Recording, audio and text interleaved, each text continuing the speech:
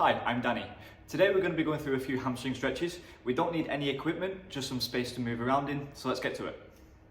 So like all the hamstring stretches that we're going to cover in this video, we've got the option of either pulsing in it, so we're moving in and out of the stretch, or we can hold it. So for the first one, what we're going to do is we're going to take our feet about shoulder width apart.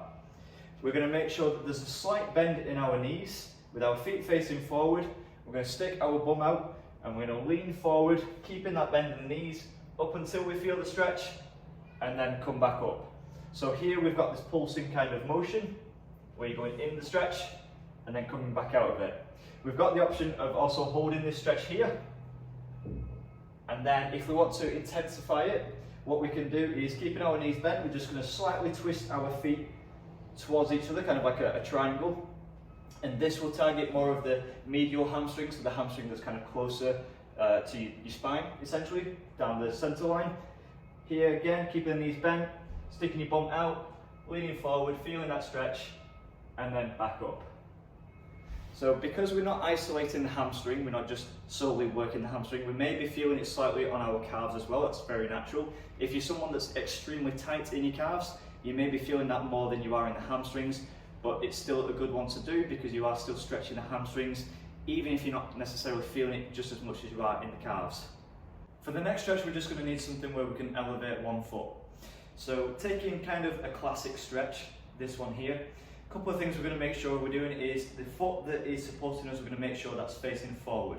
When we do that, we're going to feel a lot more of an intense stretch rather than when the foot is facing out.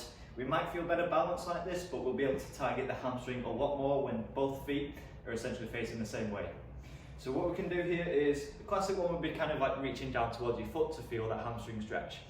What we're going to do is we're going to change that slightly.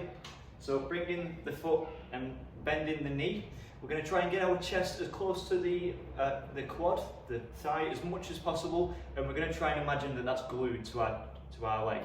So when we straighten the leg, essentially we're not going to be lifting our body up, we're going to be trying to stay down to the quad as much as we possibly can.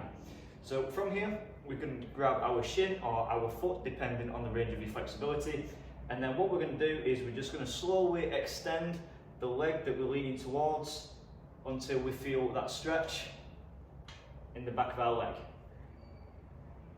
So we're going to hold this for about 30-40 seconds, and then what we can do is to intensify the stretch as well. The leg that's supporting us, if we come back up, we can have that twisting, so it's kind of twisting facing the same way as the other foot, so rather than both feet facing the same, it's just going to twist and face inward slightly. This will again target the medial hamstring, so the hamstring that is closest to our center line. And then we can do the same thing again, bringing our chest down, grabbing that foot or the shin, wherever we can get to, and then extending that foot up until we feel that stretch, holding it for about 30-40 seconds. Not forgetting to change sides, of course.